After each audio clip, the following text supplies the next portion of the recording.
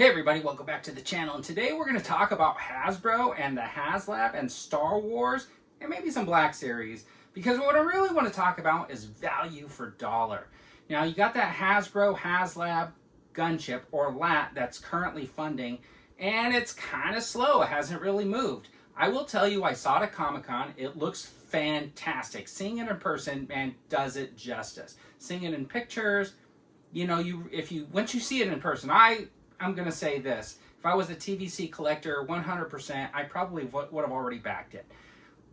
There is a little bit of hesitation there. So I hear some of the comments and complaints and stuff like that are that the gunship was already done before. And, because they were doing that Return to Tatooine, it should have actually been a sandcrawler. Now, I know Hasbro doesn't do those Disney parks toys, or they probably make them, but they're not billed under Hasbro. So the Disney parks currently has or had a sandcrawler. So the argument that the gunship was already done would be the same argument in my mind for the sandcrawler, because you can get a sandcrawler for the 3 3/4 inch. You just have to get it from the Disney parks. The thing is, it would have fit along with their theme of Back to Tatooine. Yeah, maybe the tiers for this new Haslab aren't really that great or sought after or whatever. But I think what could have elevated that Haslab was some lights and maybe some laser effects and maybe something else. I don't really know.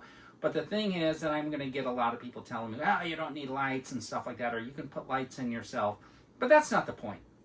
The thing is, for what you're paying for on that Haslab, over $400, you should be able to get some lights. And I only say that because they had that Star Speeder 3000. Once again, I know that's not a Hasbro product, but it was sold by Disney, and obviously they made some money on it. It's the Star Speeder, full lights and everything, working doors, had the little robot in there, came with some figures, and had the screen that basically played the show. Now, I know the screen isn't like super high resolution. It's not like your phone or whatever, and they could probably do a lot better on the screen, but there was a screen. It does play the show and different segments and stuff like that, and lights up. So you can do all that for that price point. So to not do all that for that price point, I think is kind of leaving a little bit on the table. Now, I know they have to pay for a Star Wars license, so I know that's factored in there, but I still think that they could have cut into some of that bottom line for you, the collector who collects TVC and might want that gunship with some cool accessories like laser effects and lights. I think that would have been a great way to go. And, the reason why I started thinking about this value for dollar thing is because of the exclusive San Diego Comic-Con Anakin and Obi-Wan set. Now, it came with that really cool diorama piece with the lava flow and stuff like that, and I think it's a really cool set. I really like it.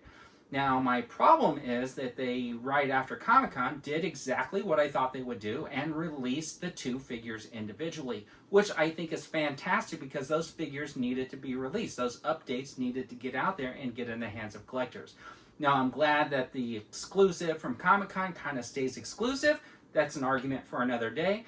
But I will tell you, I was a little bit disappointed in the single figure releases because they did not come with the alternate head sculpts.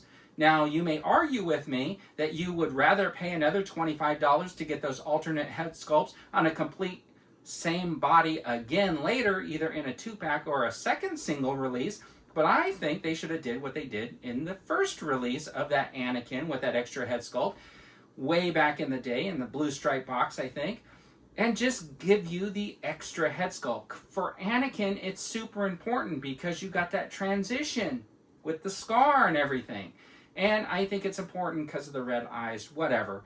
Anyways, not even one extra hand, and basically just the lightsaber. So you get the figure, the one head sculpt, and a lightsaber, which just screams to me that you're going to be paying again for that figure to get the alternate head sculpt. And I bet you they do that in a 2-pack with the alternate head sculpts for each of them.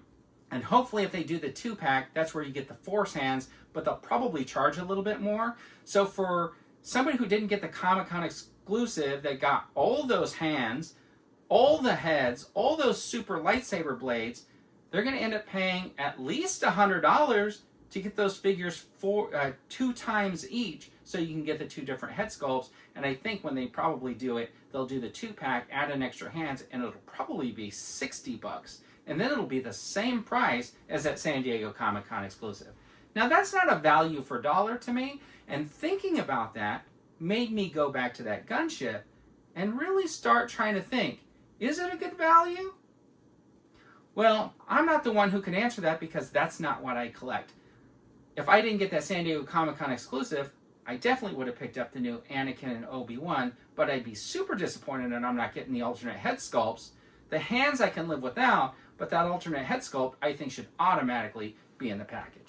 Anyways, tell me what you think. Do you think Hasbro was kind of cutting corners with the Star Wars line just because they have to pay for a license? Or are you okay with knowing you're going to have to buy that figure again to get the alternate head sculpt, and that to get the two figures, you're going to be down $100? Anyways, let me know what you guys think in the comments, and as always, have a fantastic day.